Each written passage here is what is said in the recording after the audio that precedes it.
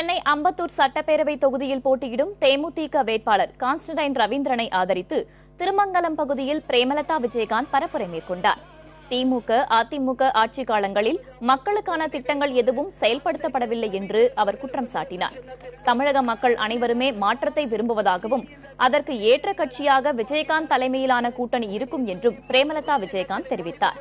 மேலும் மழை வெள்ளத்தால் பாதிக்கப்பட்ட மக்களுக்காக மத்திய அரசு வழங்கிய நிதியை கூட அதிமுக தலைமையிலான அரசு முறையாக வழங்கவில்லை என்றும் பிரேமலதா விஜயகாந்த் குற்றம் சாட்டினார்.